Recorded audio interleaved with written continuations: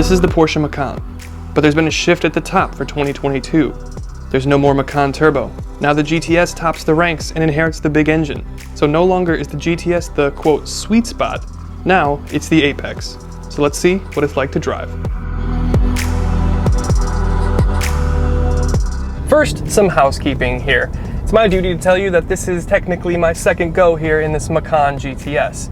The first go, the car acted a little bit weird, and it kind of acted a little bit weird from the jump. So it would start, and then it would start in metric, I would turn it off, and then it would be fine, and then it would start, and it would like say that the tire pressure was off, and I would turn it off, and it'd be fine, and then ultimately after like 2 days, it did throw an engine code at me.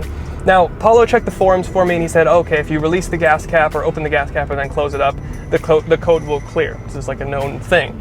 And that did work. Came back to the car about 10 minutes later, and then the code was back. So ultimately we decided to send it in, get it diagnosed, and you know, all things being equal, this car was like super fresh. Like we were the first people to drive it, so maybe it was just a setup issue. But we've had it back, and we've spent a week with it, and it has given us no problems since. So let's talk about this Macan GTS. So as we said, this Macan GTS now inherits the top spot in the lineup, which means it gets the 2.9 liter twin turbocharged V6 that makes 434 horsepower and 405 pound-feet. If the VAG Group 2.9 TT V6 sounds familiar, it might be because it's very similar, almost the same engine as is under the hood of the Audi RS5 we've tested. Wherever the engine comes from, I'm just glad it's here. The tsunami of torque that's delivered from this 2.9 twin turbo V6, granted it doesn't start until 3,000 RPM, but once it does hit, you are just engulfed in a tsunami of torque, and it just throws you back into your seat. And then the cracks and the pops that you get on shifts from this PDK are just incredible. And since you have all-wheel traction and these Pirelli Pzeros, you get to 60 in like 4 seconds, just under 4 seconds.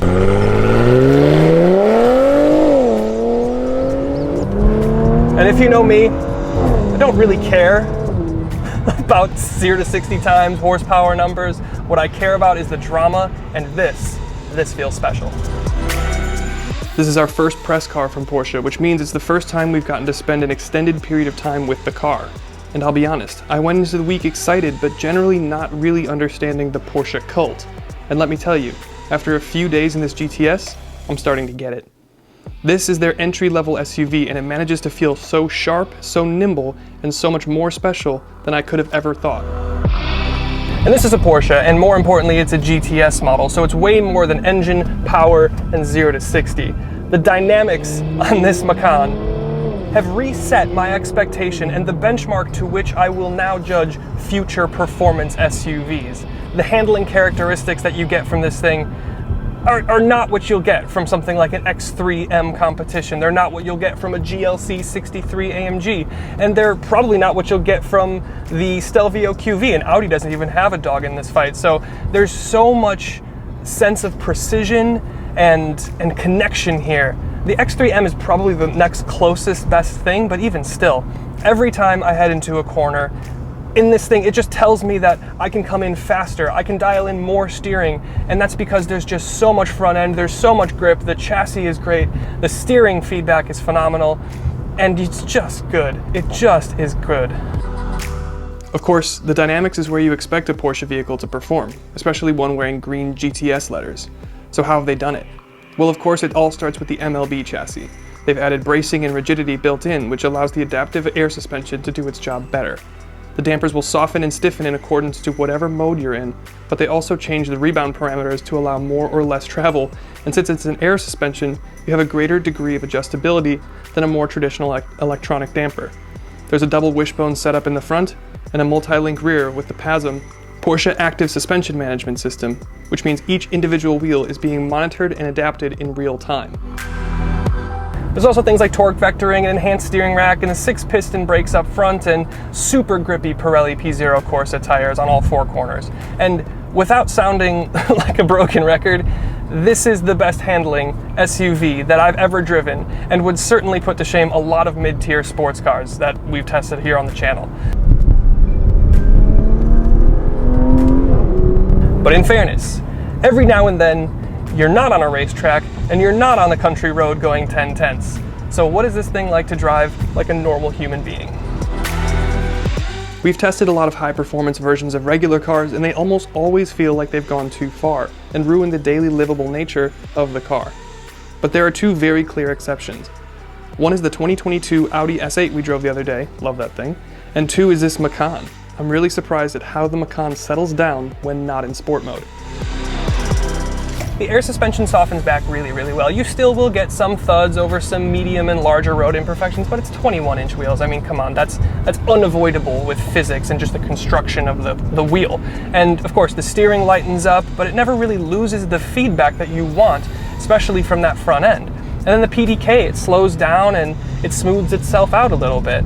And then the engine and the exhaust, they also quiet down. You do have a valved exhaust, so you can have it in loud or quiet mode. And at that point, it just feels like a normal car. The visibility is great, the cabin's quiet, and I have loads and loads of headroom, so I never really feel claustrophobic, and that's even without a sunroof. So by all accounts, this Macan GTS is one of, if not the most complete sports SUVs we've ever driven here on Downshift.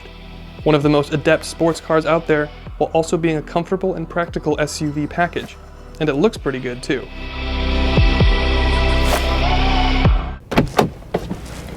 All right, so the Macan GTS. Now, I've always thought that this is a very handsome little SUV, and for 2022 here it gets a bit of a facelift, and you're seeing that from all of the images that you've seen already for this video. But actually for 2024, I believe it's actually getting an entirely new generation, so we'll have this nice handsome facelift for 2 years, and then we'll go into a new Macan. But I do want to cover a couple things that we didn't talk about behind the wheel. Specifically, this is equipped with, of course, the Sport Chrono package, and what you get is Sport Response. So there's a little button inside your drive mode selector on your steering wheel there, and you push that and you get 20 seconds of just absolute craziness. Think of it as like a push to pass, a DRS, an overboost. It basically just turns things up a notch for 20 seconds, so you can apparently drive really, really fast. Another couple things that I thought was interesting, this thing weighs about 4,400 pounds. Not too heavy, it's not too light, but interestingly enough, the towing capacity is also about 4,400 pounds, and that's really interesting to me because we were just in the X3M Competition from BMW, so that would be a class bigger,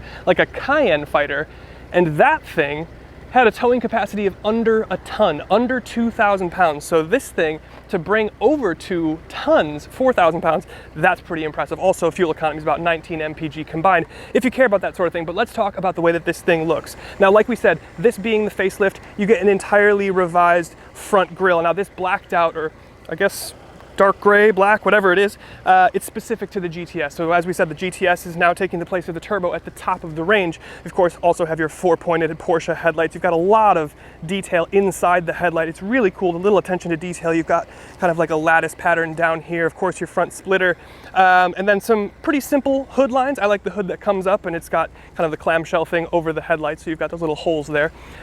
Just kind of a cool design. Oh my God, those are squirrels and they're gonna attack me. Are we gonna have beef? Porsche's gonna be mad if you attack their car. Anyway, squirrels aside, what we have here is 21-inch wheels. They're a nice satin black finish. They're really handsome wheels. Got 6 piston brakes back there. They are steels. They're not the carbon ceramic, but that's okay.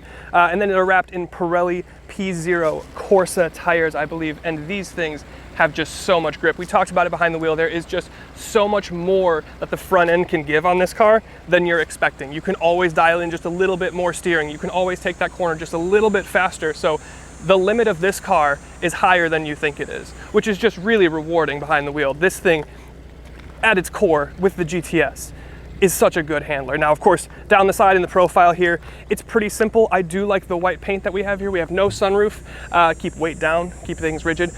Black door treatments, black wing mirror. We do have a black side blade specific to the GTS with the green GTS, which is mirrored on the interior, which we'll get to in a minute here. But it is a smaller SUV. This is a bit smaller than the X5 or the X3. It's a bit smaller than the GLC. It's probably on par with something like a Stelvio, but it's just really nice design. Coming back here, you've got a black rear wing up top, and then you've got a hidden trunk release into your wiper. I swear to God, it took me like a day to figure out where the trunk release was back here. But it's a nice design. It keeps things really clean back here. Full width LED tail bar. Porsche, of course, Macan GTS. And then you've got this black diffuser down here, really aggressive. Again, kind of mirrored detail in that stamping from that front grille. And then of course you've got quad tips out back. So really, really attractive SUV, but let's step inside because it gets better in there. Okay, then in the cabin of the Macan GTS, there's one word that I think best describes the interior, if I could sum it up in one word, and that's special. And it starts with the way that you even turn the car on. Every car now has push button start. That's not really cool or interesting anymore. I remember back when I was in high school and middle school, you know, like Wiz Khalifa would come out with songs like "My Car Don't Got No Key." It pushed. Everything has it now. But the Porsche experience is different because it starts with the way that you turn the car on. The place that you would put the key historically is on the left of the steering wheel, and granted you don't need to have the key now, there's actual fob here, so it'll read the key fob in your pocket, but you actually turn the thing on the left of the steering wheel. And it's reminiscent of, you know, this started back in the Le Mans racing days. The drivers had to, you know, when the gun went off, they would run to their car, jump in, and then strap in, turn the car on, and it was faster by like a fraction of a second to have the key on the left of the wheel. So that's why they do it. So it's that little bit of history that they incorporate into the car, which I think is just cool. And then from there, the design unfolds around you. I mean, there's just an amazing attention to detail in here. All of the materials are super high end. You've got this really supple, soft leather on your top of your door card, all the way across your dash. Your seats are, you know, really rich leather, and then of course they're toned with this Alcantara, or what Porsche calls race tex. I believe it's synthetic. So, you know, that's really, really nice. And then of course you've got carbon fiber everywhere. It's lacquered, it's got aluminums, and then the steering wheel itself is wrapped in race tex, and everything, by the way, if you haven't been seeing it from the images, is stitched in green to match that outside side card. So it's on top of your door panel, it's on top of your dash, it's on the inside of your steering wheel, on the seats, on the headrest, you've got green seat belts. It just feels unique. And then the steering wheel itself, you know, it's wrapped in the race tex, it's got the carbon fiber, but it also is from the 911. It's got the kind of like holes through it, you know, to give you that sense of like lightweight race car, because it's the GTS. And then you've got these aluminum shift paddles, which are really satisfying to use. And of course you've got your drive mode and your sport response and that sort of thing here, but it just feels special and different and unique. From there though, we start to talk about the technology, and as a driver's car, you don't usually want a whole lot of technology, but seeing as this is an SUV, there's a couple things that I think are missing on here that maybe I would like to see. There is no head-up display on this GTS, which I think is a little bit odd. You have a semi-digital gauge cluster, but you know, it's the gauge layout makes sense. It's really readable. The right-hand side pod, there's three, so the right-hand side pod is the thing that you can totally customize with your torque split and your consumption and your navigation and that sort of thing. And then you've got this 10.9-inch head unit, which is fine, it's decent. It doesn't have a 360 camera, and the camera that it does have isn't the highest resolution. It's fine, it's definitely usable and passable, but it's just, I think the new generation will fix a couple of these things. Of course, you get Apple CarPlay, Android Auto, and that sort of stuff. But then in terms of like your driver assistance suite, you know, we always talk about this in the technology portion. You have a button here, you know, that's supposedly your lane keeping assist, or you have blind spot monitoring, you have cruise and all that sort of thing, but it doesn't, like, you don't have nearly as robust a system as, you know, even some of the Fords that we drive recently, you know, the Blue Cruise, or, you know, anything like that. So even the Hyundai system, the highway driving assist system, it's not here, you know, and that's because I think Porsche is allocating a lot of their resources and engineering and R&D budgets to making the car drive really well, rather than, you know, a bunch of frilly technology features. But then speaking of the technology, down here in your center console is really the only area of the car that I don't like, and that's because everything is a haptic feedback button, which means everything is trimmed in gloss black. It's just a big sheet of gloss black. So, you know, we're shooting this in July, August, where, you know, we're sweaty, humid, you know, we're touching these buttons, and then it just gets real mucky. So have a microfiber in here for to clean things up. But then, you know, your storage is okay. You've got a little space for your phone. You've got dual cup holders. You've got center console with a wireless charger and 2 USB-Cs. It's pretty small, but it works. Of course, you got glove box and door cards with some storage in there as well. But then in terms of the actual comfort of the cabin, it's really, really nice. I have a huge amount of headroom. Don't have a sunroof, but I really don't necessarily feel like I need it, at least not in the front. In the back, it does get to be a little dark, and we'll talk about that in a minute, but I have a huge amount of headroom. It feels really comfortable. The seats are really, really nice. They kind of hug me a little bit in my lower section, but I have plenty of room for my shoulders, and that's something that I complain about in a lot of sport bucket seats. So these seats are really nice. Active bolstering or adaptive bolstering, so it'll pinch or let off depending on what mode you're in.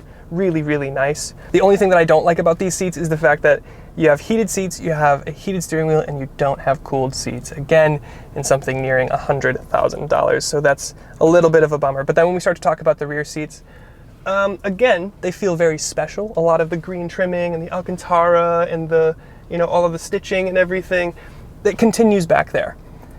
But they're pretty small. Again, this is, I think in terms of rear seat space, it goes GLC, then X3, then maybe this, and then Stelvio might be kind of similar. So it's not a huge amount of back seat. It's fine, it's reasonable. You know, I fit my dad back there. He's 6'1". He didn't love it, but you know, he could fit back there while we were, you know, bopping around town. So it's fine, it's usable, but it's not something that you probably want to drive cross country in if you're over 6 foot. Now, in terms of the trunk, it's kind of a similar story there. It's you know, it's an SUV, it's practical, but it's not the biggest trunk in the segment. But again, still a very usable package. I think ultimately from an interior perspective, I really do think special is the proper word to describe this cabin, and it does feel that way. It's missing a couple, you know, more modern and more progressive features, but I think with the incoming generation in 24, they'll remedy a lot of that stuff. So I think with that, it's a good time to get into final thoughts. So the Porsche Macan GTS. I was genuinely and sincerely impressed with this car. There aren't a lot of cars, much less compact SUVs on sale today that feel as sharp as this does. It's impossibly sharp behind the wheel, it's shockingly comfortable when you want it to be, and while it's smaller than a lot of the competitors we've mentioned, it's still a very practical package. The question then is, at an as-tested price of $96,260, is it worth the money? I'd like to think if I had that kind of money, I'd love to have a Macan GTS in my garage. Thanks so much for watching, we'll see you in the next one.